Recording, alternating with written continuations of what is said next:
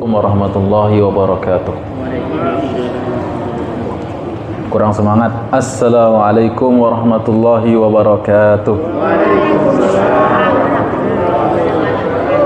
Alhamdulillahirabbil alamin. Wassalatu wassalamu ala al-mab'usi rahmatan lil alamin. Habibina wa syafiina maulana Muhammadin wa ala alihi wa sahbihi ajma'in. Allahumma alimna ma yanfa'una wanfa'na bima 'allamtana wa zidna ilman ya rabbal alamin. Rabbi shrah li sadri wa yassir li amri wahlul 'uqdatam min lisani yafqahu qawli. Allahumma alimna ma yanfa'una wanfa'na bima 'allamtana wa zidna ilman ya rabbal alamin. Amma ba'du. Bapak, Ibu-ibu, hadirin wal hadirat kaum muslimin, jamaah setia Majelis Tafsir dan Tadabbur Al-Qur'an Masjid Al-Hakim. Semoga kehadiran kita di sini dihitung sebagai pahala yang besar dan diterima di sisi Allah. Amin amin ya rabbal alamin. Dai sehat Pak? Ibu boleh sehat? Alhamdulillah sehat semua ya. Imannya bagaimana, sehat? Alhamdulillah. Kesehatannya, badannya sehat? Alhamdulillah. Pikirannya alhamdulillah sehat.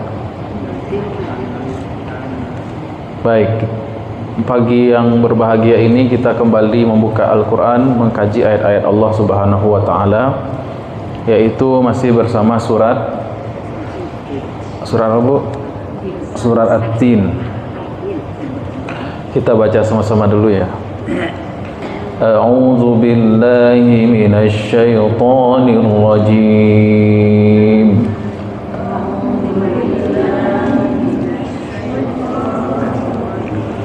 Bismillahirrahmanirrahim.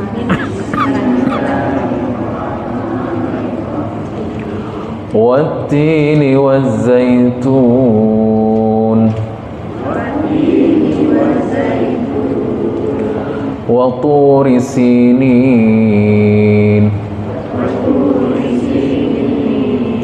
wa hadzal baladil amin.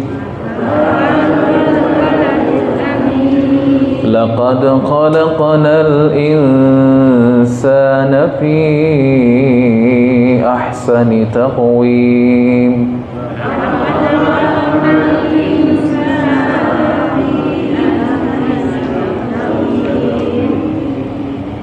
Thumma radadnahu asfala safilin.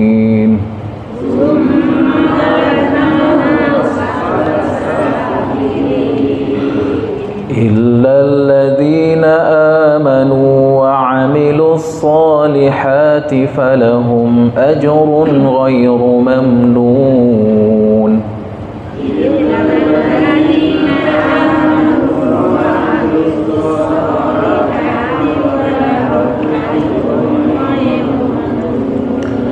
فما يكذبك بعد بالدين.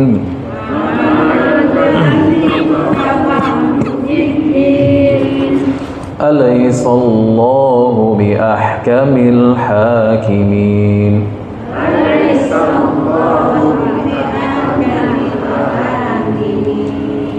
صدق الله العظيم.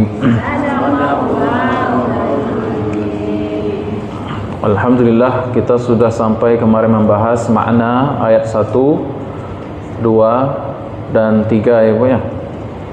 Allah bersumpah dengan buah tin dan buah zaitun dan bukit Sinai dan demi negeri yang aman ini, yaitu Makkah Al-Mukarramah ya.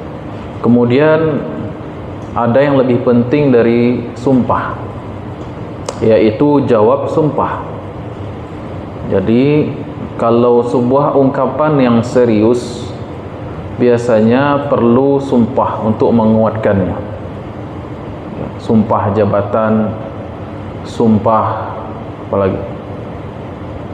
Kalau orang sudah mengatakan saya bersumpah, berarti itu adalah perkara yang serius, hal yang teramat sangat serius, tidak bisa dianggap main-main.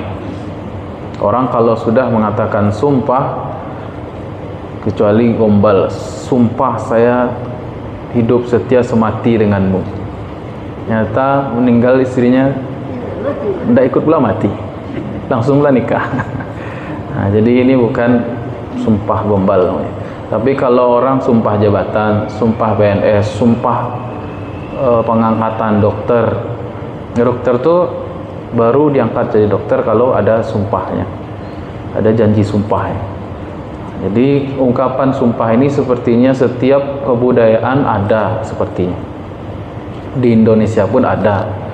Tapi ada sumpah yang dibenarkan, ada sumpah yang tidak boleh. Sumpah yang dibenarkan, sumpah yang di dalamnya kita bersumpah atas nama Allah, walaupun dengan variasi lafaznya. Saya bersumpah demi Allah, boleh. Saya bersumpah demi Ar-Rahman, boleh.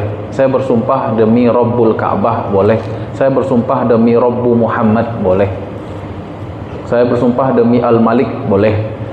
Maksudnya nama Allah Subhanahu wa ta'ala. Tapi kalau kita bersumpah dengan selain daripada Allah, hukumnya haram, tidak boleh. Saya bersumpah dengan Masjid Al-Hakim ini, tidak bisa. Saya bersumpah dengan Ka'bah, tidak boleh. Saya bersumpah dengan Nabi Muhammad, tidak boleh. Bersumpah hanyalah dengan nama Allah Subhanahu wa ta'ala. Dan kita pun bersumpah bukan hal-hal yang sepele. Misalnya, kalau hal-hal yang sepele kita jatuh kepada dosa juga. Kalau bersumpah itu hal-hal yang memang penting sekali, tidak ada jalan keluar, rasanya harus bersumpah. Tapi kalau hal-hal yang sepele, jangan bawa-bawa nama Allah. Masa cuman karena kehilangan pulpen dipinjam teman, sumpah demi Allah bukan saya yang ambil, ya, perkara sepele. Tidak perlu hal yang demikian kita bersumpah. Kemudian sumpah, ada yang sumpah yang salah, yaitu sumpah atas nama selain Allah Subhanahu wa ta'ala. Kemudian hal yang sepele. Kemudian sumpah yang tidak dibenarkan tata caranya, seperti sumpah pocong. Pernah dengar, Bu? Nah, sumpah pocong dan lain sebagainya. Tidak ada disyariatkan hal yang demikian, ya. Kemudian setelah orang itu bersumpah dengan lafaz-lafaz tertentu, dengan nama-nama tertentu, demi Allah saya bersumpah. Nah, kemudian berarti di situ ada pengagungan terhadap Allah sehingga kita bersumpah atas namanya. Kemudian ada yang lebih penting dari sumpah tersebut, yaitu jawab sumpah. Setelah Allah bersumpah dengan At-Tin. Nah, kalau Allah bersumpah dengan apa? Kalau Allah sendiri bersumpah dengan apapun yang Dia kehendaki. Kalau Allah bersumpah dengan apapun yang Dia kehendaki daripada makhluk-makhluknya, dan mengisyaratkan agar kita memperhatikan hal tersebut yang dijadikan sumpah dalam ayat-ayat Allah Subhanahu wa ta'ala yang telah kita tadabburi pada pertemuan sebelumnya. Allah bersumpah dengan Tin, dengan Zaitun, dengan Bukit Sinai atau Tur Sina, atau Allah bersumpah dengan Al-Balad Al-Amin, yaitu Makkah Al-Mukarramah. Maka yang lebih penting dari penyebutan sumpah ini ialah jawabnya, sehingga Allah harus bersumpah dengan beberapa kalimat untuk menghantarkan jawab sumpah ini. Isinya apa? Isi dari sumpah itu apa? Kata Allah, laqad khalaqnal insana fi ahsani taqwim. Ini jawabnya, ini jawab isi daripada pernyataan dari surat At-Tin itu ada di sini. Ruh atau inti dari surat At-Tin itu ada di ayat yang keempat. Laqad khalaqnal insana fi ahsani taqwim. Lam yang di awal itu, laqad, lam itu disebut dengan lam taukid, lam penegas, penegasan, penekanan. Kalau kita terjemahkan sesungguhnya, lam disebut lam taukid. Laqad, qad itu huruf yang digunakan untuk tahqiq atau sesuatu yang nyata telah terjadi. Jadi laqad itu kan gunung Sinai, jadi gunung itu boleh kita apa? Apa? Gunung ya, boleh sumpah bisa boleh. Gunung Sinai ini apa? Gunung Sinai? Ya, maksud bersumpah ke gunung. Iya, Allah bersumpah dengan Gunung Tursina, Gunung Sinai, Bukit Sinai. Itu bukit yang ada di Mesir saat sekarang ini, yaitu tempat turunnya wahyu kepada Nabi Musa alaihissalatu wassalam menerima Taurat. Ibu nggak hadir ya, bukan lalu ya? Itu ya. Kalau hadir pasti tahu. Baik, kita lanjutkan Ibu ya. Lam di sana artinya lam taukid, penegasan, sesungguhnya qad telah terjadi. Sungguh telah menjadi sebuah fakta, khalaqana, kami telah menciptakan dengan kehebatan kami.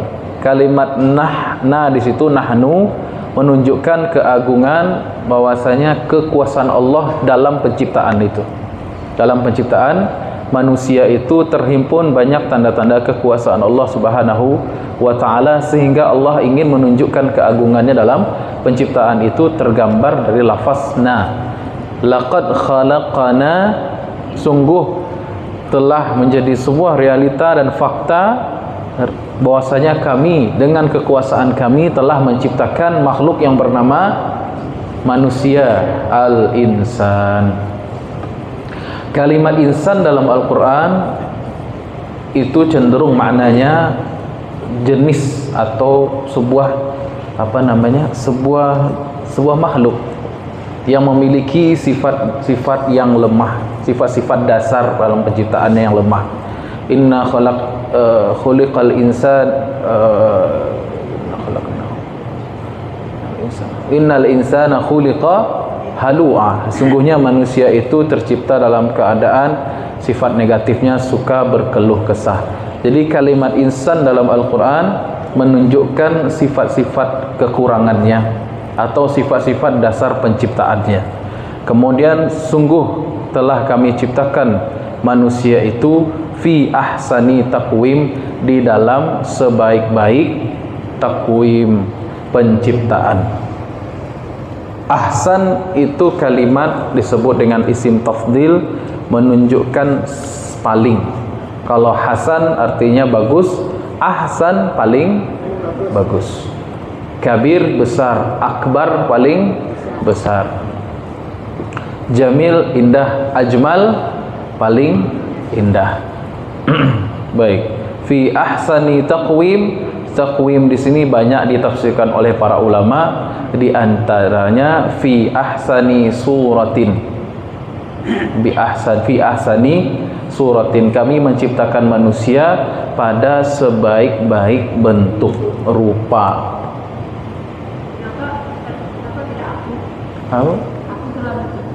Nah, itu tadi kenapa Allah tidak memakai khalaqtul insan. Berarti ada ungkapan yang ingin Allah sampaikan di sini. Dalam penciptaan manusia itu ada ayat-ayat Allah, ada kekuasaan Allah di situ. Wallazi yusawwirukum fil arhami kaifa yasha, dialah yang membentuk kamu sekehendaknya di dalam rahim-rahim ibumu, kata Allah Subhanahu wa taala. Kemudian dalam surat apa itu? Ya ayyuhal insanu ma gharraka bi rabbikal karim allazi khalaqaka fasawwa fa'adala fi ayyi suratin ma syaa rakkabak. Ya ayyuhal insan, wahai sekalian manusia, ma gharraka bi rabbikal karim, apa yang membuat kamu tertipu sehingga berpaling dari Tuhanmu yang Maha Pemurah. Allazi khalaqaka, yang mana Dia telah menciptakanmu. Allazi khalaqaka fasawwaka, dan menyempurnakan penciptaanmu. Wa adalak fa'adalak, dan Dia telah membuat seimbang dalam penciptaanmu itu. Allazi khalaqaka fasawwaka fa'adalak fi ayyi suratin ma syaa rakkabak, dalam bentuk yang bagus, dan Dia membentuk rupamu itu dalam rupa yang bagus, dan Dia membangun rakkab, dan Dia membangun dirimu tersebut, ditarkib, dibentuk kita. Yang tadinya satu sel bertemu dengan satu sel, sperma bertemu dengan ovum, dengan induk telur. Kemudian terjadi pembuahan, satu sel menjadi 2 sel, menjadi 4 sel, terus berkembang 2 kali lipatnya. Setelah itu Allah bentuk ketika terjadi pembuahan, itu dihantarkan tuh, ya, dihantarkan bibit tadi itu, nutfah namanya istilahnya, nutfah itu sampai ke dinding rahim. Di dinding rahimlah dia ditempelkan di situ, kemudian dia berkembang, selnya berkali lipat, pesat sekali perkembangannya. Kemudian pada 40 hari ketiga ditiupkan ruh ke dalamnya, dibentuklah di situ, mulai terbentuklah daging, tulang, syaraf, kemudian apa lagi? Wallazi syaqqa sam'ahu wa basarahu, kemudian sebagian sel bunuh diri untuk membentuk jari jemari, lubang telinga, lubang mata, lubang mulut, lubang yang lainnya, sehingga berbentuklah manusia, mulai terbentuk. Awalnya seperti cicak kadal, kemudian lama-lama ekornya mulai hilang, kemudian lama-lama matanya mulai hitam, kemudian tulang belakangnya, otaknya sempurna, kemudian jantungnya mulai deg deg deg deg deg, mulai ada getaran. Nah, ibu yang tahu rasanya itu. Ibu ya, ada ya rasanya gimana, Bu? Rasanya ada jantung dalam perut kita sendiri. Kalau kita makan jantung ayam masuk perut. Kalau ibu jantung yang hidup deg deg deg deg. Kemudian disempurnakan lagi, summas sabila yassarah, kemudian Allah mudahkan proses proses kelahirannya. Proses kelahirannya dimudahkan oleh Allah Subhanahu wa taala, lahirlah manusia ke alam dunia. Kemudian fi ahsani taqwim, ternyata takwim bentuknya itu belum lagi sempurna ketika baru keluar dari perut ibu. Kenapa? Karena manusia dalam keadaan lahir itu dalam keadaan yang sangat lemah. Kemampuan manusia cuma 2 ketika baru lahir. Apa, Bu? Satu, ngeak, menangis. Yang kedua, mencari air susu ibu. 2 itu aja. Nangis. Kedua, ilmunya cuma 2, Bu. Bab 1 bab menangis. Bab yang kedua bab menyusui. Ya, ibu tahu kan kalau bayi itu didekatkan payudara ibunya, dia langsung tahu dia. Itu adalah makanan, ya. Kemudian baru diam dia. Setelah itu diam. Ada satu lagi kemampuan, buang air. Satu lagi kemampuan, buang air. Itu aja ilmu kita, 3 bab itu saja. Kemudian baru setelah minum air susu ibu pun kadarnya hari pertama nggak banyak, karena lambung bayi itu sebesar kelereng awalnya. Mulai yang besar jeruk, kemudian dikasih makan, mulai masuk umur berapa tahun, Bu? Nah, 1 tahun mulai makan pisang, ya, makan bubur. Bu, saya tidak terlalu hafal. Kemudian, ya, singkat cerita udah makan nasi, udah makan ampera, udah makan lontong padang, udah makan jaring ulul, kan randang segala macam.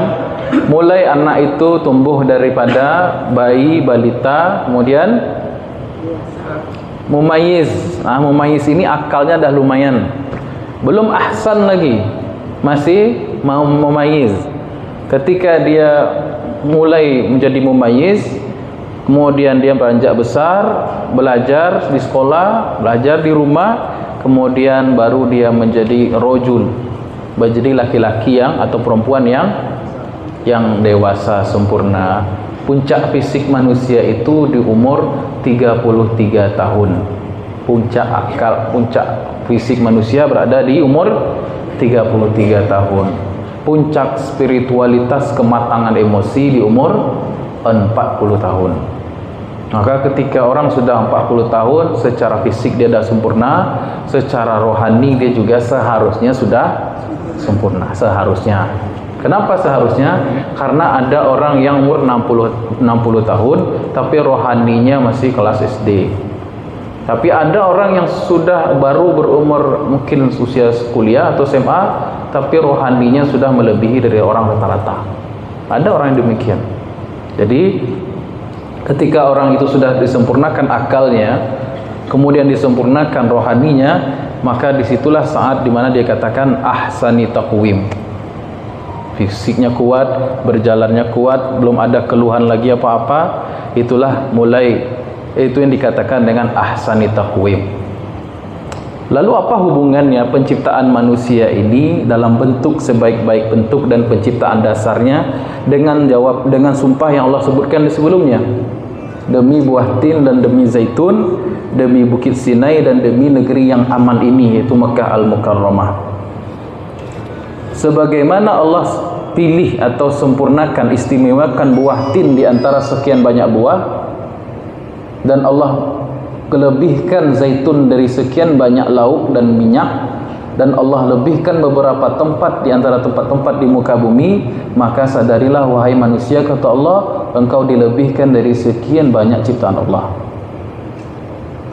Sekali lagi, sebagaimana Allah telah melebihkan tin dari sekian banyak buah, dan Allah telah lebihkan zaitun sebagai minyak di antara banyak minyak yang ada, dan sebagaimana Allah lebihkan bukit Sinai di antara semakin banyaknya dataran tinggi di muka bumi ini, dan Allah sebagaimana Allah telah lebihkan dataran rendah Makkah Al-Mukarramah di sekian banyak dataran rendah di muka bumi, begitulah wahai manusia, kami telah melebihkan kalian di antara sebagian banyak makhluk yang lain. Nyambung ya Bu? Kok seperti tidak nyambung sih, tidak sepakat Bu? Nyambung sekali.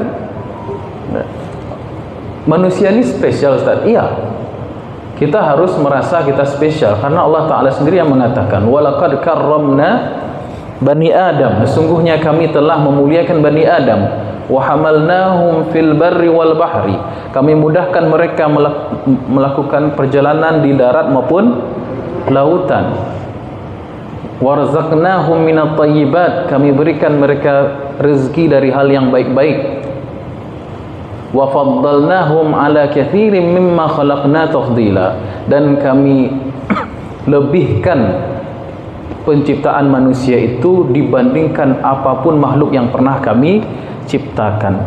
Dari banyak makhluk yang kami ciptakan, kata Allah, kami berikan keutamaan tafdil, berikan fadilah, diberikan keutamaan di sisi Allah dibandingkan makhluk yang lainnya. Sebenarnya apa sih kelebihan kita Bu dibandingkan makhluk yang lainnya? Satu, akal.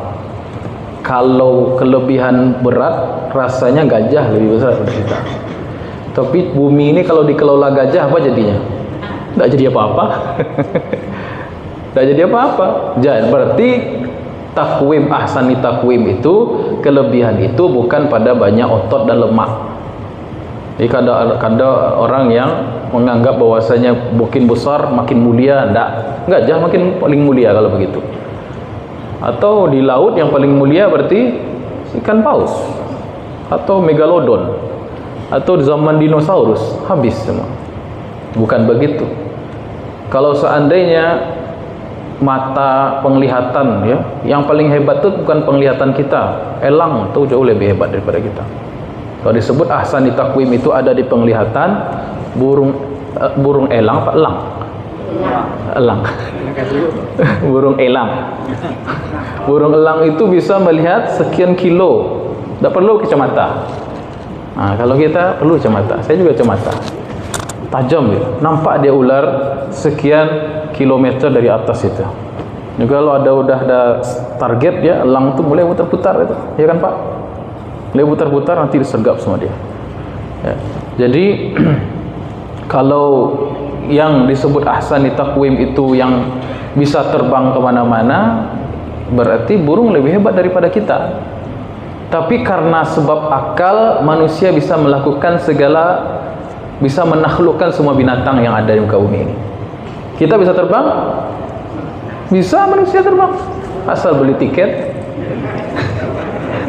Kalah burung. Ya Pak, burung walaupun bersayap tapi kemampuan dia terbang terbatas. Dia mesti tidur, dia mesti berombongan sebagian, terancam oleh binatang yang lain, karnivora puncak. Jadi burung merpati, burung pipit tuh kalau di langit dia rantai makanan paling bawah. dia siap-siap diterkam dengan binatang burung yang lebih besar lagi.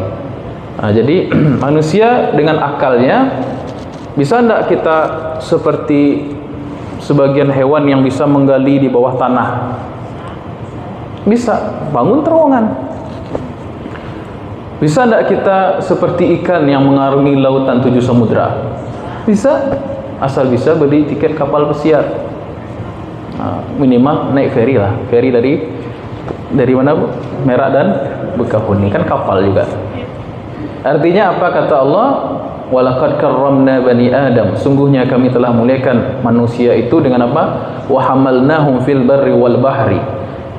Dan kami bawa mereka di daratan maupun di lautan. Kemampuan kita sebab akal yang ada, manusia jauh melampaui kehebatan fisik binatang atau makhluk yang lain. Walaupun mata kita tidak setajam elang aslinya, tapi manusia punya akal. Diciptakan mikroskop, sekian mikroskop elektron, itu sekian nano piko bisa dilihat oleh mata kita. Kemudian benda yang jauh, Mars, bulan, sekarang ada handphone, apa itu? Samsung Ultra, bisa zoom sampai ke bulan, Pak. Ya, itu sebab apa? Kelebihan akal ilmu yang diberikan oleh Allah Subhanahu wa ta'ala. Kemudian apa lagi, Bu? Kami telah menciptakan manusia dalam sebaik-baik bentuk. Ternyata sebaik-baik bentuk itu adalah anugerah yang Allah berikan berupa akal. Dengan akal ini maka manusia berinovasi. Coba serahkan dunia ini, khalifah itu kepada semut, pengen jadi tidak ada yang jadi apa-apa. Pada gajah tadi tidak ada apa-apa. Pada monyet bahkan tidak ada apa-apa. Tapi kenapa kita dipilih menjadi khalifah? Karena manusia dengan akalnya memungkinkan itu untuk senantiasa berfikir dan berinovasi. Jadi namanya orang berfikir akan ada inovasi. Kalau orang disebut bisa berfikir, pasti dia akan berinovasi, ada ide terus, berkembang terus, berijtihad terus, berusaha terus melakukan hal-hal yang baru. Kemudian fi ahsani taqwim, manusia itu dibekali dengan keseimbangan antara hawa nafsu dan ketaatan, sifat taat kepada Allah. Manusia diberikan dua hal, sifat ta'ah dan sifat hawa nafsu. Kenapa hawa nafsu itu menjadi kelebihan? Penting loh Bu, hawa nafsu. Tidak ada hawa nafsu, tidak ada kita. Kita ini lahir sebab pernikahan dan perkawinan. Tidak ada hawa nafsu, tidak ada persaingan. Persaingan yang positif ya. Lihatlah tetangga sebelah, negara tetangga Malaysia, walaupun dia sama-sama serumpun dengan kita, tapi kok dia lebih maju sih? Kita termotivasi untuk menjadi lebih maju juga. Itu kan nafsu sebenarnya. Kita makan bisa bertenaga ini sebab ada sebab makan. Kenapa bisa makan? Karena ada nafsu makan. Jadi nafsu makan, nafsu untuk bersaing, nafsu marah, itu bermanfaat juga. Kalau tidak ada marah, tidak ada emosi, maka dunia ini tidak dinamis, tidaklah berkembang kalau tidak ada hawa nafsu. Jadi nafsu itu jangan dipandang hanya sebatas nafsu seksual, nafsu marah, enggak. Nafsu itu maksudnya keinginan yang menggelora dalam dada untuk berapi-api melakukan sesuatu ya. Jadi ketika kita ingin mencapai karir tertentu, mencapai titel tertentu, mungkin bidang akademik, itu juga bagian dari nafsu. Jadi nafsu ini bermanfaat untuk membuat manusia kehidupannya dinamis dan semangat. Kalau nafsu dicabut sama Allah, apa yang terjadi? Tidak ada berkembang, tidak ada orang yang mau belajar, tidak ada orang yang berbisnis, tidak ada orang yang mau meneliti, tidak ada orang yang bertengkar, tidak ada orang yang bersaing dan lain sebagainya.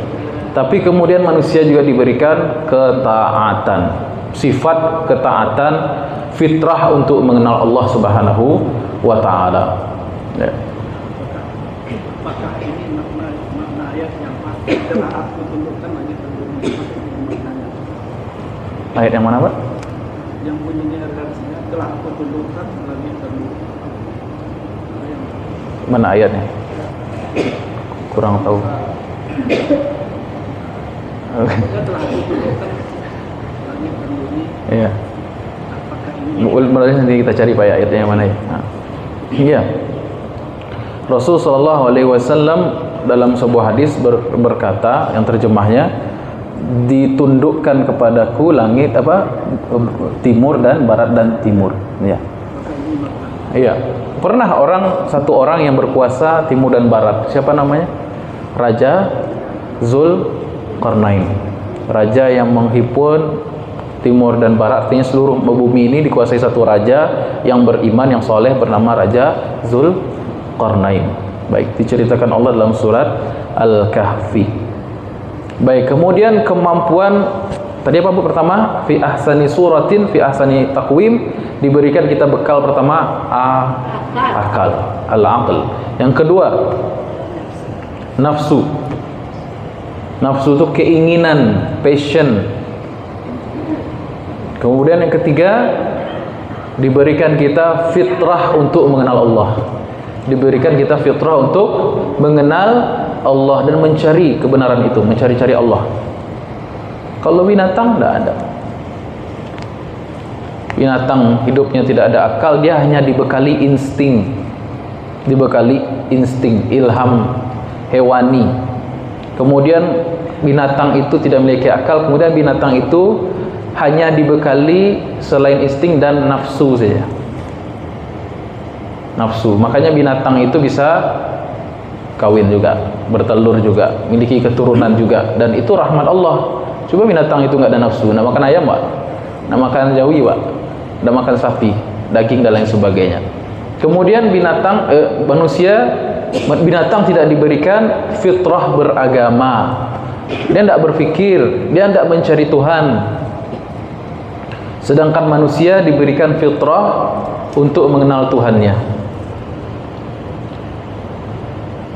Wa aqim wajhaka lid-dini hanifa fitratallahi allati fataran nasa 'alaiha, dan luruskanlah wajahmu, dirimu kepada agama yang lurus ini, kata Allah, yaitu fitrah yang telah Allah tanamkan kepada manusia. Fitrah yang telah Allah tanamkan kepada manusia. Artinya dalam diri kita ini sudah ada terinstall chips untuk kenal rindu Allah Subhanahu wa taala. Tinggal bagaimana anggota badan kita, akal, tangan, mata, melihat, telinga, mendengar untuk mempelajari ayatnya. Tinggal untuk mengontrol hawa nafsu. Kalau tiga ini sudah kita bertemu dia, nafsu, egonya dia rendahkan, akalnya digunakan untuk berfikir mencari Allah, kemudian bersambung dengan fitrah jadi dia. Sekali lagi, kalau nafsu egonya dia pinggirkan dulu sebagai manusia, kemudian raganya, akalnya mentadabburi ayat-ayat Allah, maka itulah yang nyambung dengan fitrah yang dia miliki semula. Kenapa sebagian orang tidak sampai kepada agama ini? Kemungkinannya dua. Yang pertama, egonya dia pertahankan. Pertama, kesombongannya dia pelihara, angkuh dia, hawa nafsunya dia perturutkan, dunianya mau nggak mau terganggu. Kemudian yang kedua, kalau tidak itu, kedua dia tidak belajar.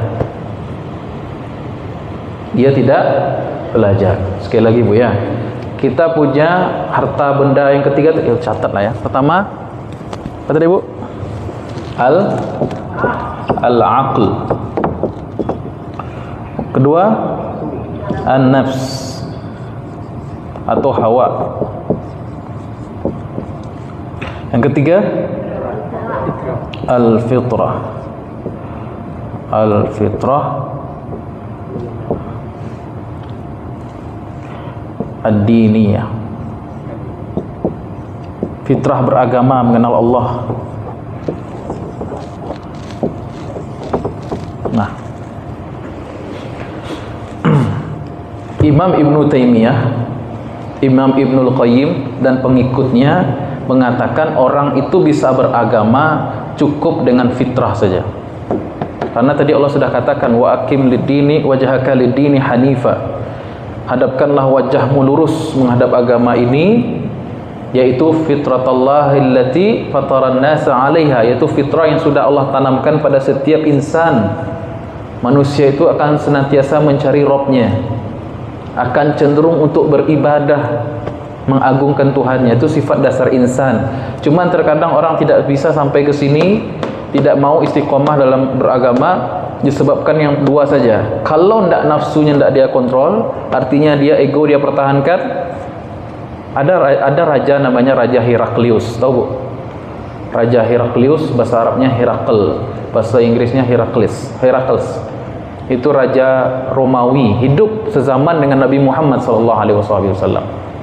Dikirim sahabat paling ganteng namanya Dihyah bin Khalifah Al-Kalbi. Siapa nama Bu? Jangan pemain sinetron ganteng, saya dihafal. Sahabat ganteng terus dihafal juga. Dihyah bin Khalifah Al-Kalbi. Catat-catat nanti nama cucu Dihyah. Dihyah, namanya kurang populer di bahasa kita. Dihyah. Catat juga.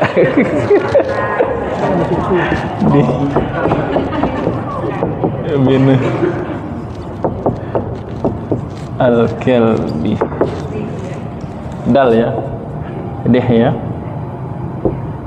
Fokus kita nggak ke sini sebenarnya, cuman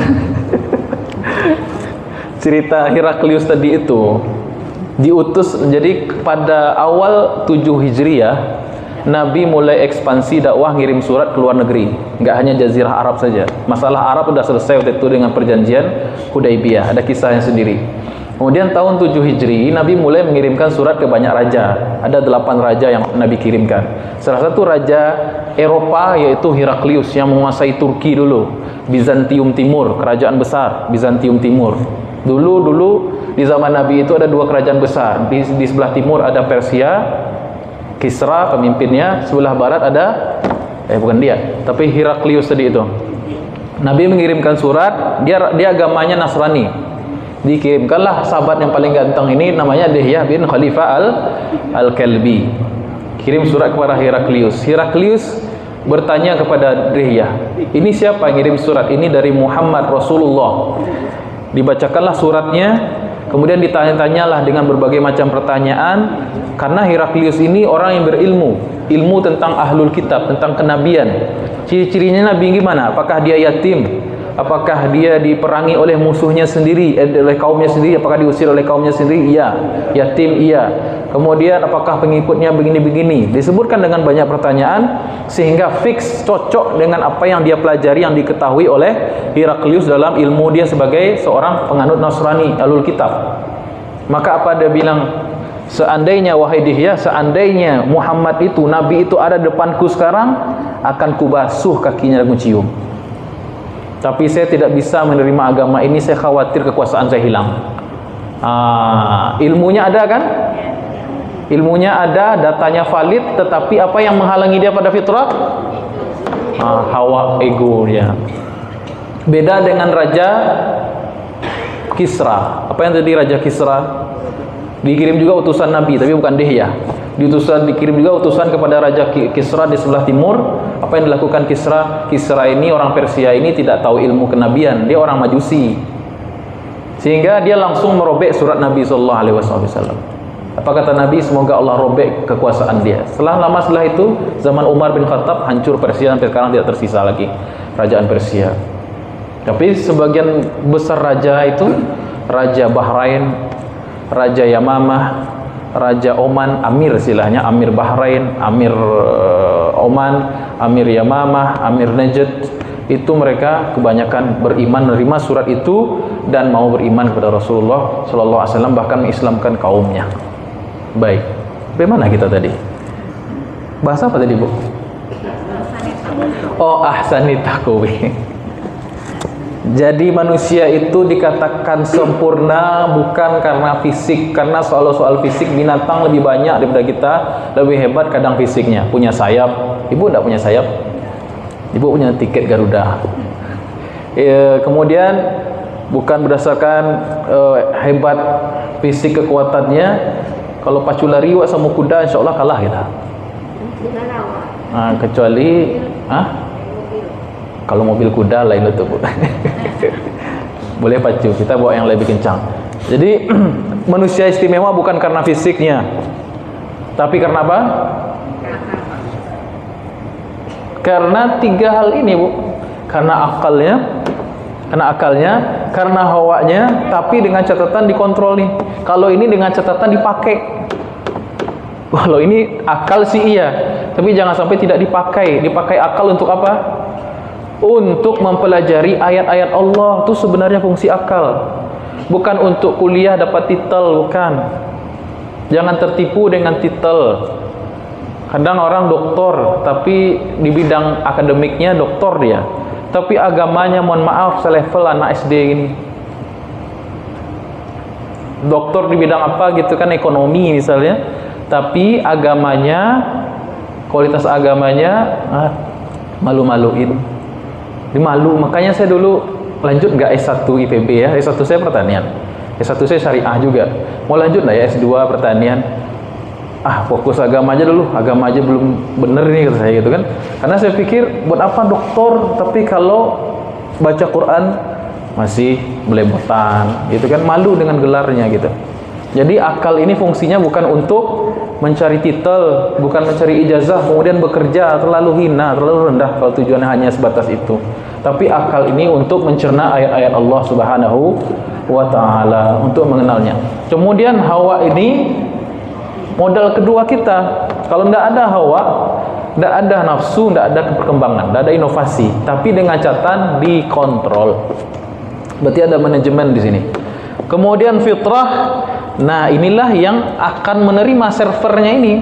Kan ini sudah ada terinstall di masing-masing kita. Fir'aun ada, Ustaz? Ada Fir'aun. Bahkan Fir'aun sendiri punya ini. Fir'aun kan waktu meninggal tahu, Bu, ceritanya. Fir'aun udah tenggelam itu, dia mau minta ampun tuh. Dimasukin sama Jibril alaihissalatu wassalam. Karena Allah subhanahu wa ta'ala kalau sudah mendengar satu kalimat dari hambanya yang tulus, Allah akan mudah mengampuni. Itu Jibril saking keselnya dengan Fir'aun ini kurang ajarnya orang, nggak usah lah kasih, masukin tuh lumpur. Nggak jadi dia ngomong, nggak mampu dia. Artinya apa? Setiap manusia itu pasti dia memiliki fitrah untuk mengenal Allah. Cuman terhalang karena apa? Dua ini. Akalnya tidak dipakai untuk semestinya. Lahum qulubun la yafqahuna biha. Mereka punya akal tapi tidak memahami, punya mata tapi tidak memandang, punya telinga tapi tidak mendengar. Kemudian hawa. Hawa inilah yang menghalangi seseorang dari fitrah beragama. Maka kata Allah, Zumma radadnahu asfala safilin. Kondisi yang ideal ini, bekal yang ada ini, kalau dipakai dengan semestinya ketemu sampai kepada tujuan mardotillah. Tapi kalau tidak dipakai, radadnahu asfala safilin, kami jatuhkan dia tempat yang paling bawah. Sebab apa? Sebab binatang nggak akan jatuh tempat paling bawah karena dia tidak punya ini, nggak punya fitrah, dia cuma nafsu doang, nggak lengkap, ya nggak masalah. Orang kalau punya punya kemampuan yang fasilitas yang luar biasa, tapi dia khianati fasilitas itu, maka dia lebih hina dibandingkan orang yang tidak punya apa-apa. Yang satu disekolahkan sekolah tinggi, yang satu diberi jajan tinggi, anaknya fasilitas luar biasa, satu anak susah, yatim. Maka kalau dia gagal, orang bisa memaklumi, yatim, makanannya susah. Boro-boro mikirkan titel S1, S2, S3, makan sehari susah, maka bisa dimaklumi. Ini orang tapi dibekali dari kecil dengan kelengkapan, tetapi kemudian dia tidak serius, main-main. Walhasil kalau dia gagal sama dengan orang yang tadi itu, maka dia derajatnya jauh lebih di bawah. Kenapa? Karena dia punya segalanya. Maka hati-hati kata Allah. Firman Allah, laqad khalaqnal insana fi ahsani taqwim. Oh, kita diciptakan dengan sebaik-baik bentuk, bukan untuk berbangga-bangga. Wah, saya paling cantik. Bukan untuk bangga-bangga. Oh, saya paling keren ya di antara makhluk Allah. Bukan untuk itu. Wahai insan, kata Allah. Wahai insan, wahai manusia. Tapi gunakanlah modal yang ada itu, al-aql, hawa, dan fitrah diniyah ini supaya kita terselamatkan dari pengembalian atau penjatuhan ke paling derajat yang paling bawah. Summa radadnahu asfala safilin. Kemudian kami sendiri, kata Allah, yang mengembalikan mereka. Radda artinya mengembalikan, radadnahu, hu-nya kembali ke al-insan, kemana? Asfala safilin. Asfal itu kalau ada tadi ahsan ya. Ahsan itu paling bagus, berarti kita anggap di sini ya. Sampai.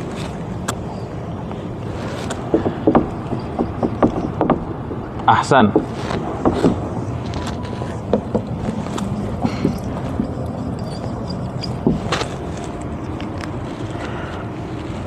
Ahsan. Ahsan yang paling bagus. Asfal yang paling bawah. Diserap jadi bahasa Indonesia, aspal. Asfala safilin, dari ahsani taqwim, dari sebaik-baik bekal penciptaan, softwarenya, hardwarenya paling bagus, tapi kemudian dia tidak menggunakan itu, maka jatuh derajatnya ke tempat yang paling bawah.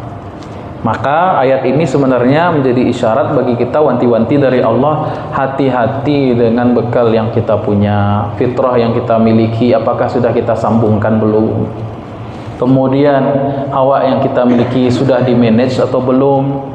Jangan karena ego kita, karena dunia kita malas mengaji, dan kita malas mentauhidkan Allah, kita enggan untuk bersujud kepada Allah karena hanya kepentingan sementara, kita melupakan kepentingan yang selama-lamanya. Kemudian akal, apakah akal kita sudah dipakai untuk tadabburi ayat Allah atau belum? Jangan-jangan akal kita hanya untuk memuluskan niat-niat buruk kita. Ada orang memakai akalnya untuk rencana jahatnya, Bu. Supaya dirinya kaya, anaknya kaya, mantunya kaya, semua jabatan dipegang semua. Ternyata setelah diselidiki, ternyata semua jabatan yang strategis itu masih ada mengait dengan keluarga dia. Nah, berarti emang akalnya hanya dipakai untuk terbalik-balik semua komponennya. Makanya orang yang seperti itu sudah jatuhnya ke asfala safilin. Nauzubillahi min zalik. Maka manusia Allah ciptakan sebaik-baik bentuk. Nabi Adam itu manusia paling tampan di dunia. Bapak pertama langsung Allah ciptakan. Jadi manusia paling tampan itu bukan Nabi Yusuf, tapi Nabi Adam. Nabi Adam paling ganteng.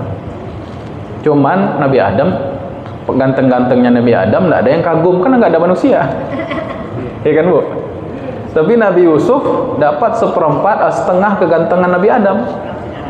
Nah, orang sudah ramai, kagum lah, banyak fansnya. Wajar, ya Bu ya. Berarti awalnya juga ada Kita apa Bu?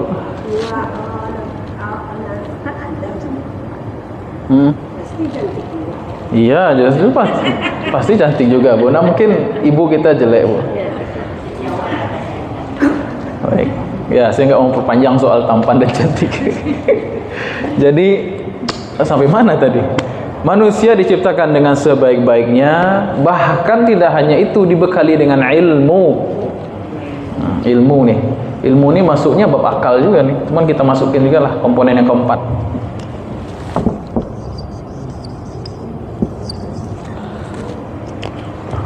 Wa 'allama Adam al-asma'a kullaha, dan kami berikan manusia itu ilmu sejak bapak kita Adam alaihissalam.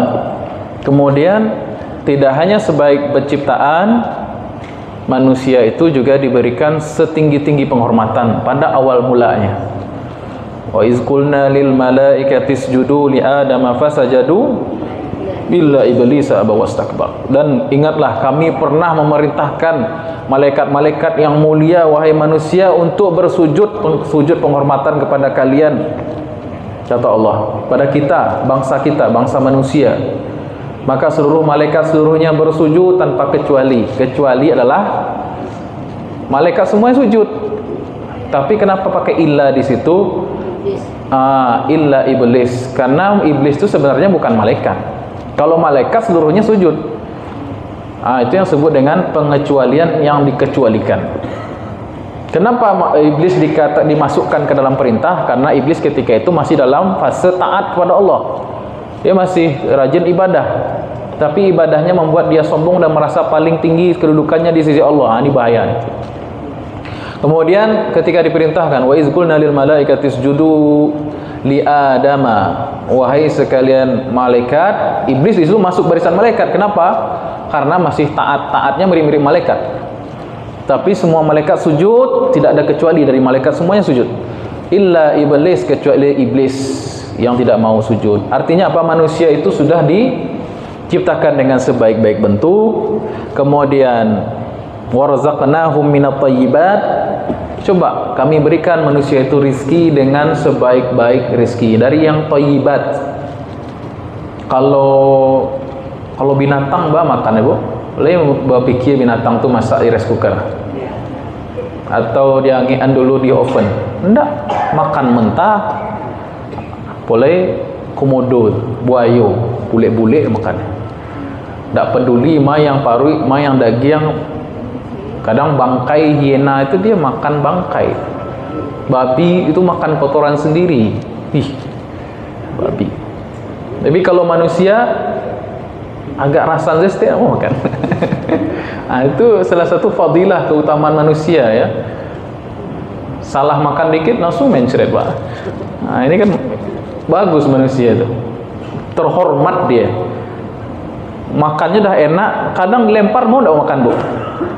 Makannya dah enak nih di GoFood, ya, pakai GoFood misal, lempar aja, mau enggak makan? Mau enggak bisa, orang ajar ini. Atau udah dibeli makanannya enak, kemudian disajikan di lantai, mau enggak makan Bu? Itulah keistimewaan kita dibandingkan cobalah binatang, lempar aja habis mu dia. Jadi warzaqnahu minat thayyibat, dan kami beri rizki manusia itu dari hal yang baik-baik, dan kita dikasih fitrah. Ini makanan yang bisa enak dan lezat, dan mana makanan yang menjijikkan ya Bu ya. Makanan yang menjijik bisa tahu kita ini makanan enggak benar nih, menjijikkan. Kemudian makanan itu ada estetikanya, ada cara penyajiannya, ada tempat suasananya, ada istilahnya candlelight diner ya Pak ya. Ada estetikanya, ada penyajiannya, ada warnanya, ada gradasinya, ada aromanya. Kurang garam itu ketik malih makan. Harus tambah garam. Itu salah satu menunjukkan manusia itu dimuliakan Allah dengan cara makanannya Allah pilih itu baik bagus. Kemudian wafaddalnahum ala katsir mimma khalaqna tafdila, dan kami berikan keutamaan manusia di antara sekian banyak makhluk yang telah kami berikan. Malaikat kan mulia Ustaz. Mana mulia malaikat pada manusia? Ada yang bertanya seperti itu Bu? Ada yang bertanya seperti itu? Kalau dari tadi kan katanya manusia tuh paling bagus. Ada pertanyaan, ada mana mulia malaikat atau manusia? Ulama beda pendapat. Ada yang mengatakan yang paling mulia itu adalah manusia. Ada yang mengatakan tidak, malaikat tetap makhluk yang paling mulia. Wala ya'sunallaha ma amarahum wa yaf'aluna ma yu'marun. Mereka itu senantiasa taat kepada Allah dan jalankan perintah Allah, dan tidak pernah melanggar larangan Allah Subhanahu wa taala. Tapi kebanyakan ulama sebenarnya itu diam dalam persoalan ini. Kebanyakan ulama itu sebenarnya diam dalam persoalan ini. Tidak mau mengatakan diri paling hebat dari malaikat, atau malaikat pun mulia daripada diri kita. Kenapa? Kalau kita katakan malaikat mulia daripada kita, berarti Nabi Muhammad tidak lebih mulia daripada Jibril. Sedangkan ulama sepakat bahwasanya makhluk yang paling dicintai sisi Allah adalah Nabi Muhammad sallallahu alaihi wasallam. Muhammad manusia atau malaikat? Manusia. Para nabi dan rasul itu punya kedudukan di sisi Allah. Para nabi dan rasul itu manusia atau malaikat? Manusia. Dari sisi ini bisa kita lihat dengan catatan, manusia boleh jadi bisa melampaui ibadahnya para malaikat jika Allah sudah memberikan karunia yang pertama. Allah sudah izinkan yang memiliki kedudukan melebihi para malaikat yang jelas dalam agama ini, seperti Nabi dan Rasul. Puncaknya Nabi Muhammad sallallahu alaihi wasallam Khalilullah, dan Nabi Ibrahim alaihi salatu wassalam Habibullah, Khalilullah. Yang kedua, kenapa Nabi dan Rasul itu memiliki kedudukan yang lebih tinggi daripada malaikat? Karena asbab pekerjaan mereka lah dakwah. Para malaikat menurunkan bantuannya, memberi bantuan. Ya. Kemudian ada lagi dialog ketika Nabi Isra wal Mi'raj. Nabi bertanya kepada Jibril, "Wahai Jibril, siapa yang lebih mulia antara aku dan kau?" Kemudian kata Jibril, "Engkau lebih mulia di sisi Allah dibandingkan aku. Aku diutus untuk melayani engkau, untuk membantu engkau dalam dakwah. Tapi mana yang lebih mulia, dakwah daripada aku, wahai Jibril?" Kata Jibril, dakwah yang lebih mulia, karena aku diutus, kata Nabi Muhammad, untuk melaksanakan tugas dakwah. Itu yang ke berapa tuh? 3. Jadi intinya manusia, intinya keempat, manusia boleh jadi lebih mulia daripada malaikat karena malaikat tidak memiliki nafs. Malaikat memiliki akal, ya. Malaikat memiliki fitrah beragama, ya jelas. Tapi malaikat tidak memiliki hawa. Ini masalah. Hanya malaikat itu tidak ada jenis kelaminnya. Malaikat itu tidak ada laki-laki, tidak ada perempuan. Tapi malaikat itu dalam banyak riwayat hadis menjelma sebagai laki-laki. Bukan berarti malaikat itu berkelamin laki-laki. Setahu kita yang berkelamin itu cuman manusia, hewan, jin. Sudah. Jin itu masuk iblis di dalamnya. Iblis beranak pinak, iya. Hewan beranak pinak, iya. Manusia ada laki-laki, perempuan. Kalau selebihnya malaikat tidak ada, bebas gender. Di mana tadi, Bu? Jin itu ada mati. Jin mati. Jin bisa mati. Jin yang abadi itu adalah iblis. Kalau jin bisa mati. Kita bunuh jin itu bisa. Tapi jin itu umurnya panjang-panjang. Jin yang hidup zaman Nabi Musa ada sama sekarang. Masih ada. Apalagi iblis. Iblis itu pakar sejarah itu. Kenapa? Sebelum Nabi Adam lagi. Sudah ada. Sejak sebelum Nabi Adam, iblis sudah ada, senior kita secara iblis. Sampai sekarang iblis itu masih hidup. Sampai hari kiamat. Baru dia mati ketika teriuk trompet. Trompet bunyi ke pertama, mati semua makhluk, termasuk iblis juga mati. Kemudian dia dibangkitkan lagi. Jadi iblis itu tahu semua kebiasaan, jalan hidup, pola pikir manusia, pola pattern itu tahu tuh iblis. Makanya ibu-ibu ada yang bertanya, "Ustaz, sekali saya boleh hendak ambo menjamak solat karena ada pernikahan anak, Ustaz. Make up sayang benar." Sekali saja, Ustaz. Boleh hendak gitu kan, mau jamak saya solat karena waktu zuhur tu sampai asar orang nerima tamu. Masa beko make up lo, bayar make up mahal, Ustaz. Itu ambo sampaikan ke ibu. Bu, iblis itulah menanti-nanti saat itu, Bu. Iblis itu tahu, Bu, perjalanan orang balik dari tahun zaman Adam sampai zaman kini. Bila ibu tu tidak mau membatalkan, tidak mau solat atau tidak mau berwuduk, itu saat beralik tu, Bu. Itu tunggu dia iblis, Bu. Maka ketika beralik, itu dah sampaikan oleh iblis, sekarang tak apa-apa kamu menjamak solat, mengqadha solat nanti, tak boleh. Apapun alasannya tetap harus solat. Baik, sampai mana tadi? Tapi ada sebagian ulama yang mengatakan malaikat itu lebih mulia. Kiraman katibin, la yamassuhu illal mutahharun, dan tidak ada yang menyentuh daripada Al-Quran itu kecuali al-mutahharun, malaikat-malaikat yang disucikan oleh Allah Subhanahu wa taala, yang senantiasa bertasbih, berzikir, bertahmid, muji Allah, bertawaf, beribadah dari mulai dia diciptakan sampai dia diwafatkan. Itu malaikat. Allahu a'lam, kebanyakan manusia ulama tidak memperpanjang persoalan itu. Baik. Kemudian kalau binatang, kalau malaikat diberikan akal tapi tidak memiliki hawa nafsu ini.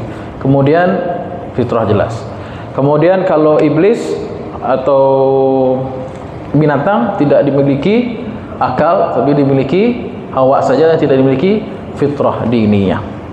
Baik. Summa radadnahu asfala safilin, kemudian kami kembalikan dia manusia itu ke tempat yang paling rendah serendah-rendahnya. Illa, jangan khawatir. Illal ladzina amanu wa 'amilus shalihat. Nah, perhatikan kata Allah illa itu harful istisna, huruf yang mengungkapkan pengecualian. Apapun yang disebutkan ba'dal istisna itu mengeluarkan dari keumuman yang disebutkan sebelumnya. Semua orang di masjid ini keluar kecuali saya. Berarti semua orang keluar kecuali saya yang tinggal sendiri di masjid ini sendiri. Jadi istisna pengecualian itu mengeluarkan, mengkhususkan sebagian umum yang sudah berlaku. Jadi apa maknanya? Kecuali mereka orang-orang yang beriman. Iman saja cukup. Iman itu tidak akan bisa menyelamatkan kalau tidak diaplikasikan dengan amal soleh. Berarti imannya cuman lip service. Ilal ladzina amanu. Kenapa? Karena ada waw di situ. Waw atof, waw sambung. Waw atof itu hukumnya menyeragamkan atau menyamakan antara yang disambung dan apa yang disebutkan sebelum waw itu. Jadi iman dan amal itu sejajar di sini, berarti maknanya. Iman dan amal itu sejajar. Dua-duanya lah yang bisa menyelamatkan orang dari kejatuhan, dari penurunan derajat.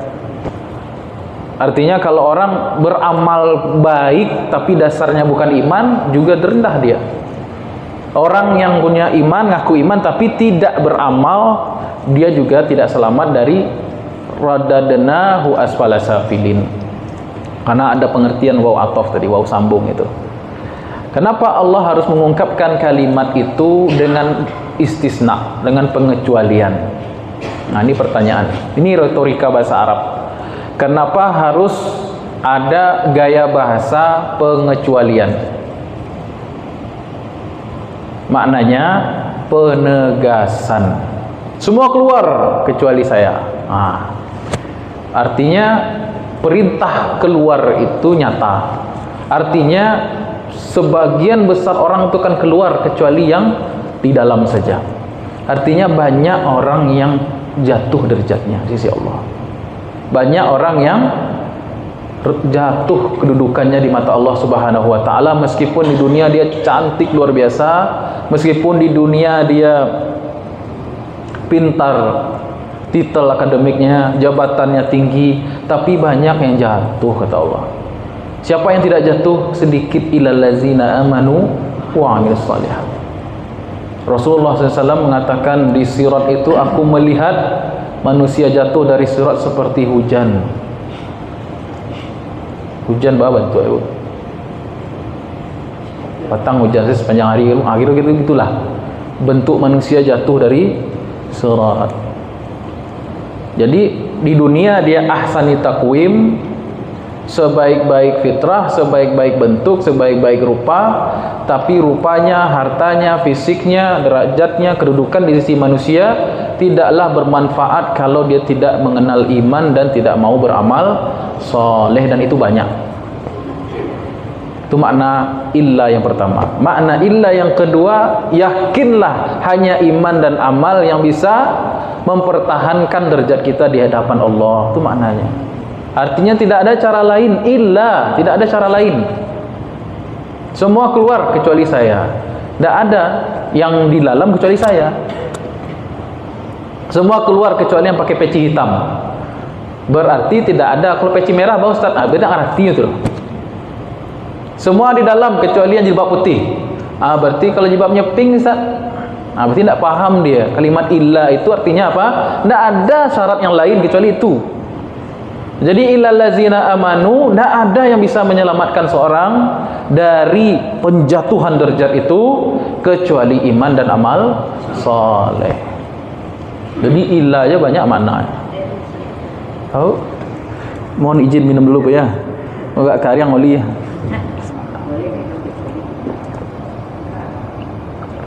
Ustaz, tanya Ustaz. Jadi yang keempat disampaikan Ustaz.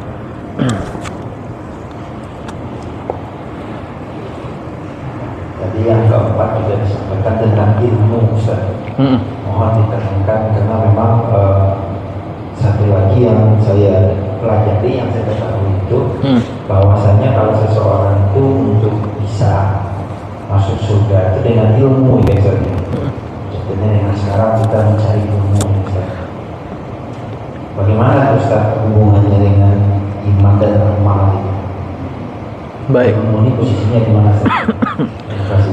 Fa'alam annahu la ilaha illallah. Ilmuilah sebelum kamu mencapai atau mengenal kalimat la ilaha illallah. Siapa itu Allah? Sifat wujudnya. Kenapa dikatakan wujud? Berarti harus dengan ilmu. Kalau bahasa akidahnya nazar, memperhatikan ayat-ayat Allah sampailah kita keyakinan atas kalimat syahadat itu. Ya, jadi ilmu itu adalah salah satu kelebihan manusia dibandingkan makhluk yang lainnya. Manusia dikatakan ahsani taqwim kalau manusia itu mempunyai ilmu. Buat apa tampan, buat apa kaya tapi ilmu tak ada. Solat tak pandai, halal haram tak tahu. Ini nggak ada gunanya manusia kalau tidak memiliki ilmu.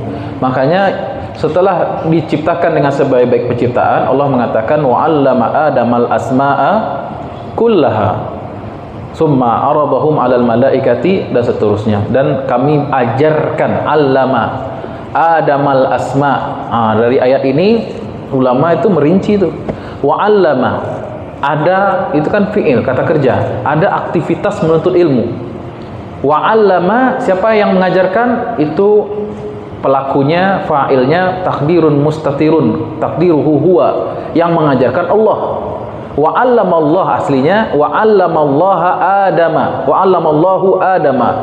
Ada aktivitas belajar, ada gurunya yaitu Allah. Siapa yang belajar? Ada muridnya yaitu Adam. Ada bahan belajarnya itu al-asma'a kullaha. Dari kalimat ayat itu kita sudah bisa bikin sebuah struktur rukun belajar. Iman dulu ya Ustaz. Kalau Adam otomatis beriman karena Adam tinggal di surga. Jadi fitrah diniyahnya Nabi Adam itu langsung sama dengan malaikat, alamnya alam musyahadah. Imannya langsung musyahadah. Kalau iman kita ghairu musyahadah, kita pakai hijab kepada Allah. Nah, tapi kalau Nabi Adam, para malaikat imannya iman musyahadah langsung di alam itu. Tapi itu belum cukup, iman belum cukup. Fisik sudah ada, akal sudah ada. Kemudian hawa nafsu itu sebelumnya, sebelum belajar itu. Nabi Adam buka buku Qasasul Anbiya karangan Ibnu Katsir, ketika Nabi Adam itu diciptakan, apa yang dilakukan? Ditiupkan ruhnya, Nabi Adam merasa lapar, langsung cari makan.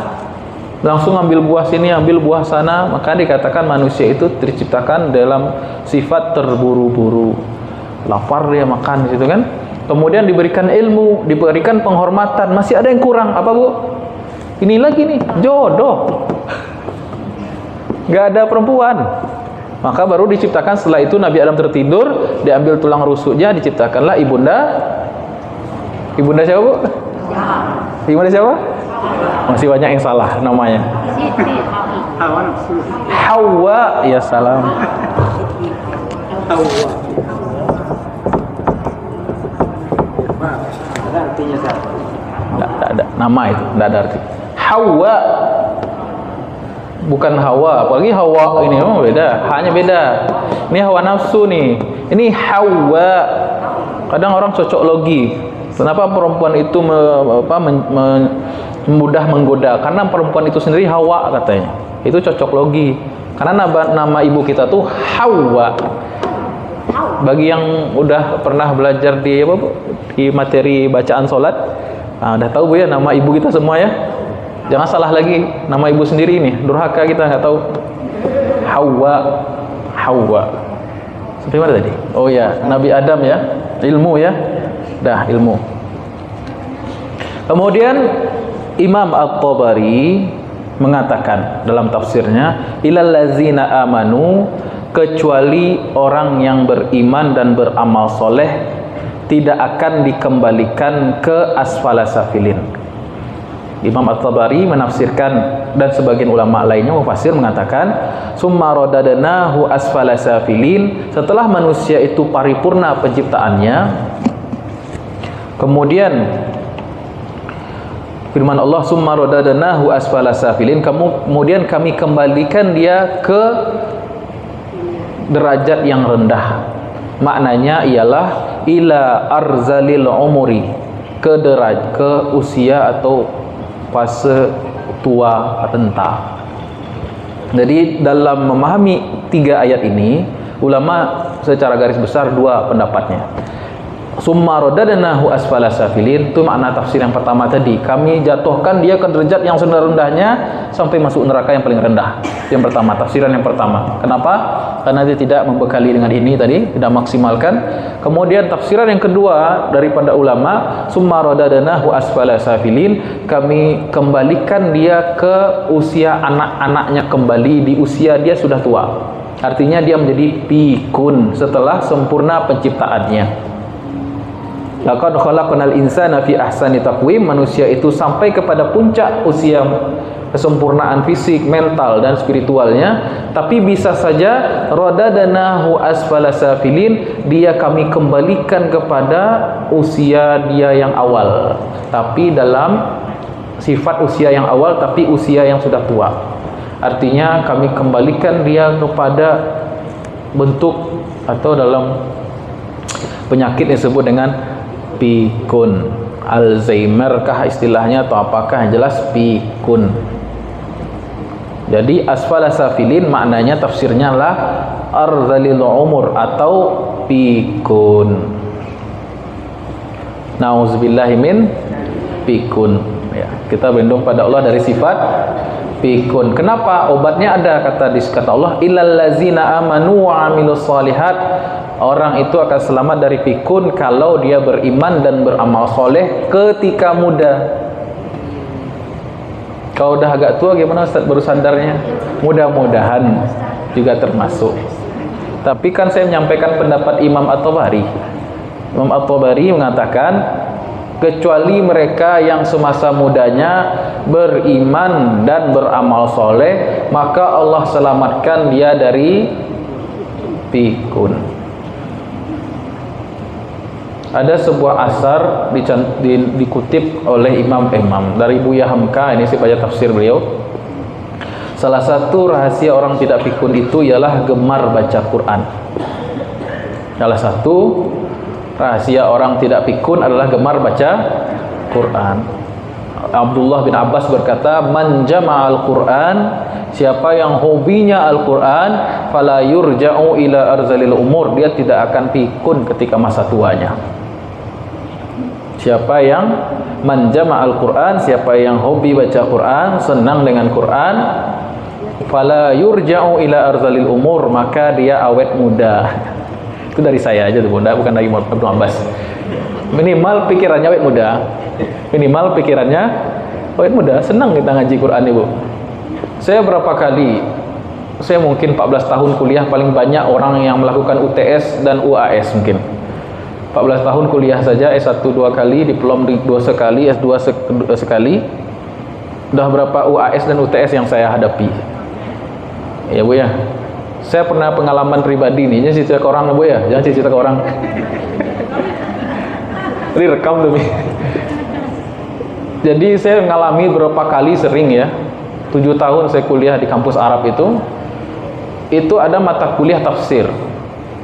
Mata kuliah tafsir. Emang tafsir yang kita baca, tafsir yang kita baca 4 tahun itu tafsir yang jelimet sekali. Tafsirnya cuma 2 jilid, tapi 1 jilidnya segini. Nama tafsirnya adalah Tafsir Fathul Qadir, ditulis oleh Imam Asy-Syaukani. Tulisannya kecil-kecil kayak cacing, gundul pula. Pertama kali saya menerima buku tafsir itu kan kita gratis beasiswa. Waktu semester 1 syariah itu kita dapat buku kitab segini, seret. Banyak Bu, gratis Bu. Kan pertama kali saya buka tafsir itu, ini kurikulum tafsir 4 tahun kita belajar itu kan. Langsung mual saya. Saking kecilnya itu buku. Tapi setiap kali saya UTS, UAS, karena UTS itu kita 1 juz kurang lebih tafsirnya. Kita baca, Bu. 2 pekan saya ujian itu. Malam ini fokus usul fikih saja. Ujian besok usul fikih. Artinya saya malam itu belajar usul fikih saja. Besok ujian hadis-hadis saya baca. Kemudian besok ujian tafsir, ujian qawaid fikih, ujian nahwu, ujian balaghah, ujian adab, ujian banyak lah, ujian mata kuliahnya kan banyak. Satu mata kuliah yang tidak bikin saya capek dan malah paginya saya segar itu mata kuliah tafsir. Kalau mata kuliah lain tepar, keliengan lah, pusing lah, kepala ini padat isinya, fikih terutama. Nah fikih itu kan ijtihad, mikir gitu, apalagi usul fikih. Tapi kalau tafsir enggak. Justru tidur kita enak, paginya badan segar kalau belajar tafsir. Itu keistimewaan dari ilmu Al-Quran. Sekali lagi, siapa yang mempelajari Quran maka dia tidak akan terkena penyakit pikun. Jadi usaha pertama supaya tidak pikun, yang pertama adalah baca Quran ya. Baca Quran ini ada 3 jenis. Baca Quran lafaznya, ibu khatam sehari misalnya 1 juz, itu baca Quran tilawah biasa. Baca Quran yang kedua, ini baca Quran dengan artinya, dengan tadabbur, dengan memahami, yaitu harus mengaji tafsir. Ya. Yang ketiga membaca Quran, yang kedua tadi baca Quran dengan terjemahnya, dengan baca tafsir. Yang ketiga dengan tadabbur. Nah, sekarang kita lakukannya dengan tadabbur. Ya. Jadi kalau kita baca Quran, insya Allah terselamatkan dari pikun, Alzheimer dan lain sebagainya.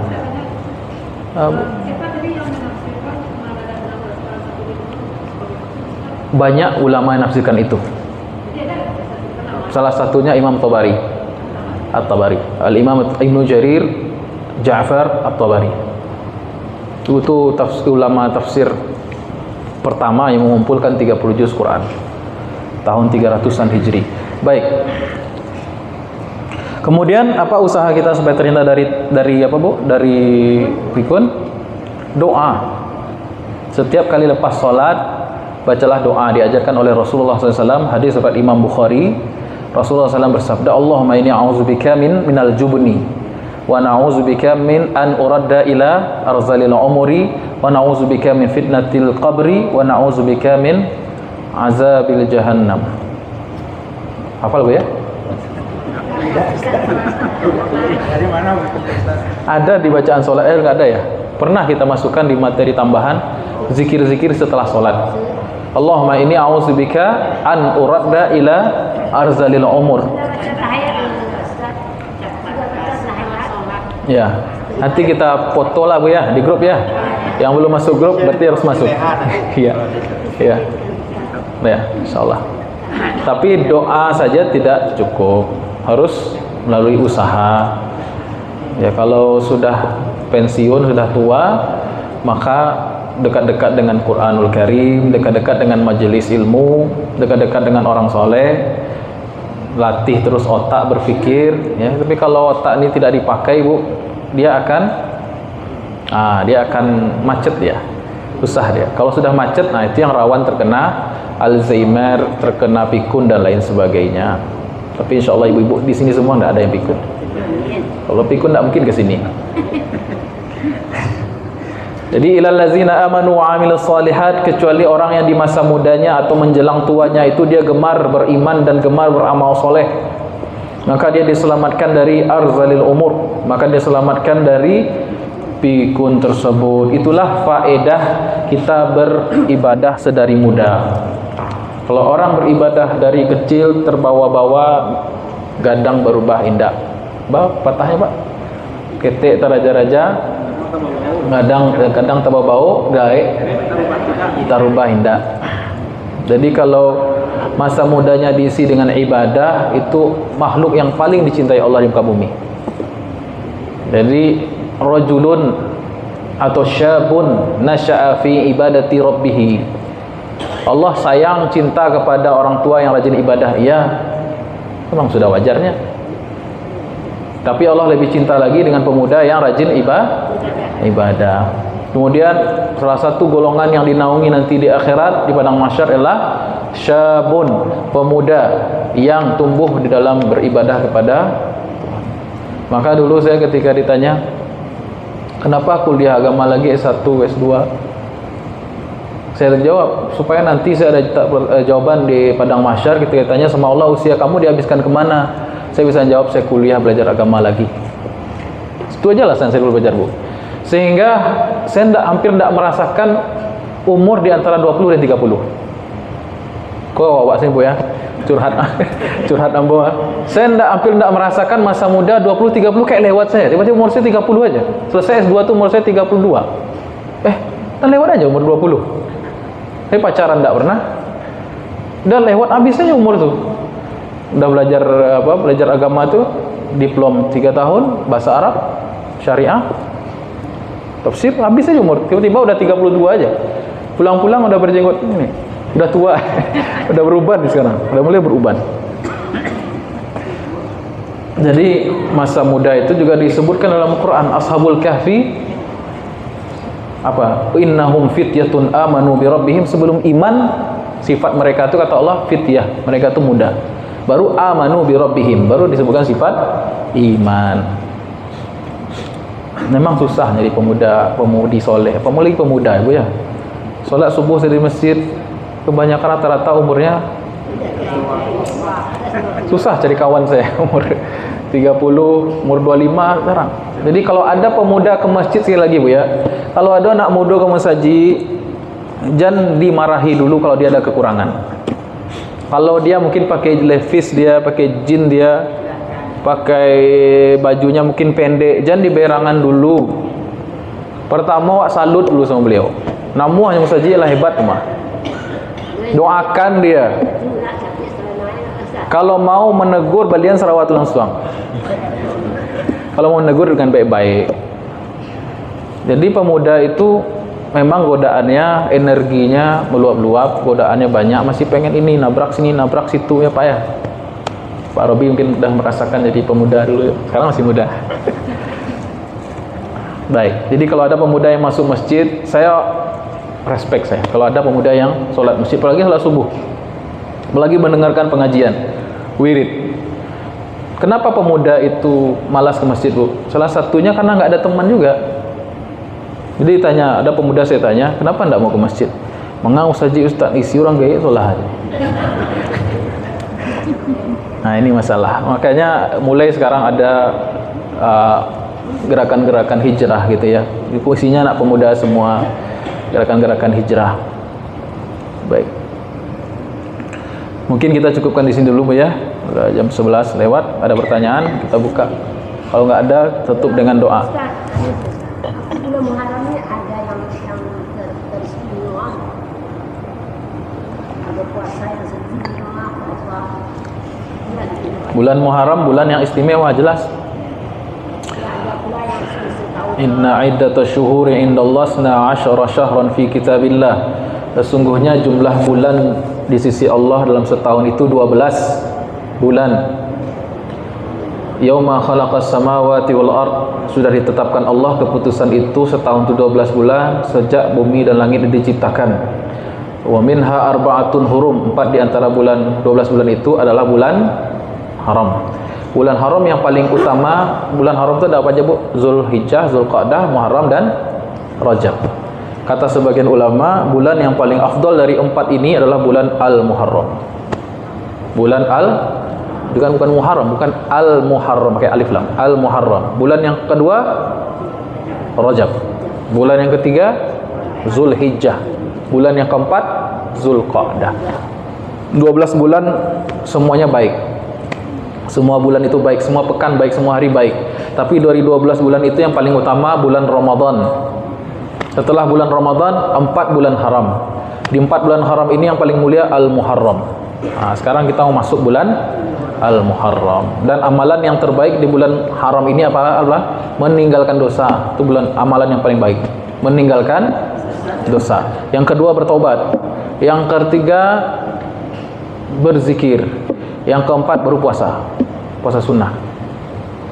Yang pertama bulan haram. Kenapa? Karena orang jahiliyah pun meninggalkan perang. Belum lagi di Islam, mereka sudah bersepakat kalau masuk bulan haram jangan kita berperang. Gencatan senjata otomatis. Tradisi ini dilanjutkan oleh Islam. Bahkan 12 bulan nggak boleh perang, kecuali darurat, kecuali kita diserang dan lain sebagainya. Nah, jadi amalan pertama di bulan Muharram itu meninggalkan kebiasaan buruk. Yang hobi bergibah, yang berguncing, tolonglah berhenti bulan Muharram. Selesai bulan Muharram nanti lanjutkan, jangan berguncing pula. Puasanya berapa? Hah? Puasanya ada nggak? Misalnya kalau 10 Muharram katanya, 1 bulan, 1 tahun puasa. Ada. Itu disebut dengan hari Ashura. 10 Muharram itu disebut dengan Ashura. Nabi hijrah ke Madinah didapati orang-orang Yahudi puasa di tanggal 10 Muharram. Ditanya 10 Muharram, Bu. Waduh, lihat kalender coba, Bu. Coba cocokkan kalender, Bu. Ya, yang jelas 10 Muharram. Nah. Di Al-Quran kan akal sudah pasti terjemahkan. Ada lagi yang diterjemahkan akal.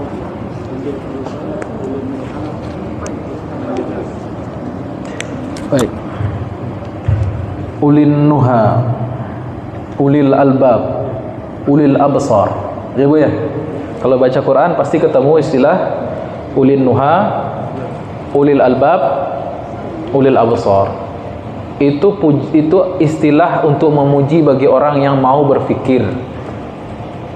Jadi kalau retorika Arab itu makin banyak laqab, makin banyak gelar menunjukkan keutamaan yang diberi gelar tersebut.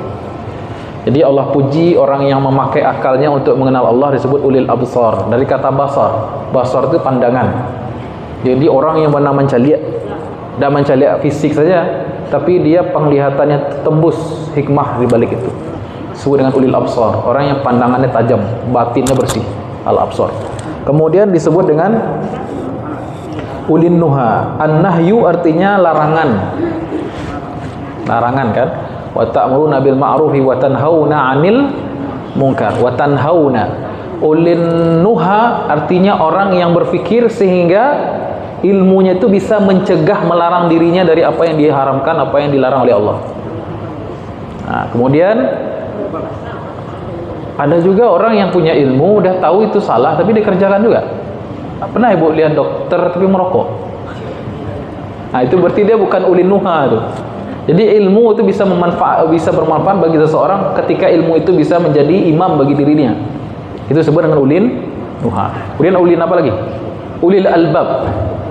Albab jamak dari lub. Lub itu artinya inti, otak. Inti seorang itu otaknya. Ulil albab artinya orang yang memiliki keteguhan karena daya analisanya.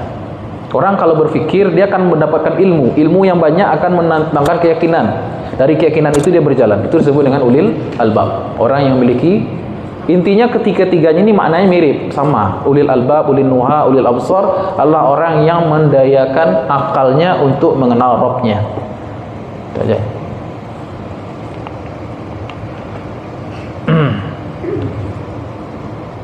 Baik, alhamdulillah ibu-ibu sepertinya makin banyak Bu ya. Mudah-mudahan sampai nanti ke belakang. Amin ya rabbal alamin. Kalau bisa majelis kita ini ramai terus. Nah, Bu.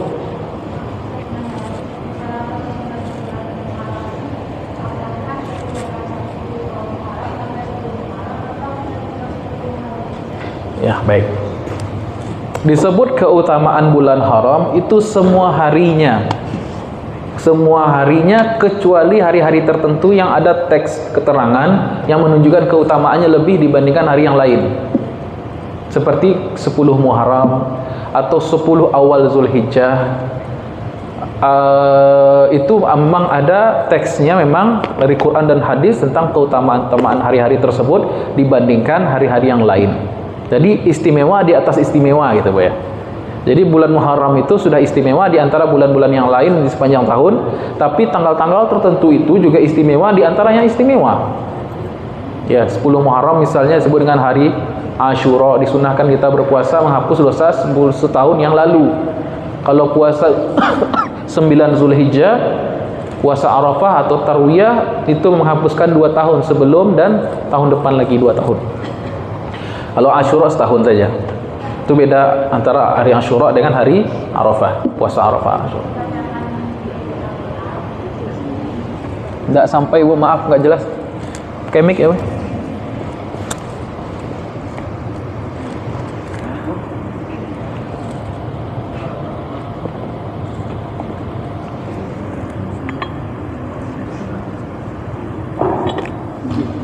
Maaf Ustaz, sekali lagi ini masalah puasa Sunnah Muharram ini di kebanyakan saya dengar ada yang berpuasa itu dari tanggal 1 sampai tanggal 10 Muharram. Itu kan di WA kan juga banyak dikasih tahu tuh kita puasa dari tanggal 1 sampai 10 Muharram. Apakah memang benar ada itu dalilnya? Atau hanya tanggal, setahu saya sudah dulu cuma di tanggal 10 Muharram ada surah itu saja, tapi kenapa sekarang lebih banyak yang mengatakan dari tanggal 1 sampai 10 Muharram itu berpuasa? Iya. Nah itu apakah memang ada dalilnya? Terima kasih Ustaz. Banyak dalil-dalil hadis yang palsu berkeliaran soal tentang keutamaan berpuasa ini, Bu. Tapi banyak ada juga dan tidak menutupi bahwasanya ada dalil yang kuat yang benar tentang fadilah keutamaan berpuasa di bulan Muharram. Saya belum pernah membaca tentang fadilah per harinya itu, 1 hari pertama, hari kedua, belum pernah saya ketemu, kecuali hadis-hadis yang tersebar di broadcasting WA. Tidak tahu siapa yang nulis, tidak tahu sumbernya dari mana, kitabnya apa, tidak tahu saya. Jadi kalau kita berpuasa di bulan-bulan haram ini, dasarnya adalah hadis yang umum tentang keutamaan puasa di bulan Muharram. Kalau ada hadis-hadis yang biasanya hadis-hadis yang palsu itu bunyinya lebay, Bu. Redaksinya tuh berlebihan dan itu tidak bisa kita jadikan pegangan. Pegangan kita mau berpuasa bukan hadis yang palsu, tapi hadis yang benar, hadis yang sahih. Bahwasanya kita berpuasa karena ini dalilnya. Kalau ada hadis-hadis yang seperti itu, lebih baik kita tanya kepada pakarnya atau kita rujuk kembali mana sumbernya. Sampai sekarang saya belum dapat lagi, karena alhamdulillah sudah lama tidak ketemu, tidak buka-buka WA atau tidak buka grup-grup yang forward seperti itu. Ya, kita terbiasa baca hadis, tidak begitu caranya. Jadi, walaupun kita ingin berpuasa di bulan Muharram, dasarnya memang sunnah kita berpuasa di bulan Muharram atau puasa-puasa di bulan Haram ini, sebagaimana Rasulullah SAW berpuasa di bulan Haram, tapi tidak boleh full. Artinya 30 hari puasanya harus dikurangi. Misalnya berbukalah 3 hari atau 4 hari atau 5 hari atau kurang daripada itu. Ya. Dan kalau ingin memaksimalkan ibadahnya, puasalah di hari Senin, Kamis atau Ayyamul Bid, jangan dibiasakan di hari Jumat. Itu aja, Bu, ya. Baik. Ya, baik. Kira cukup Pak Rabi. Kita tutup dengan doa kafaratul majelis. Subhanakallahumma rabbana bihamdika asyhadu an la ilaha illa anta astaghfiruka wa atubu ilaik. Mohon maaf bila salah kurangnya. Mudah-mudahan majelis kita diberkahi oleh Allah, dan tambah pula ibu bertugas berdakwah mengajak teman-temannya Bapak juga untuk hadir di majelis kita ini. Kita ramaikan Masjid Al-Hakim, kita ramaikan majelis Al-Quran. Semoga berkah pahalanya kepada kita dan keluarga kita semuanya. Ya. Assalamualaikum warahmatullahi wabarakatuh. Waalaikumsalam.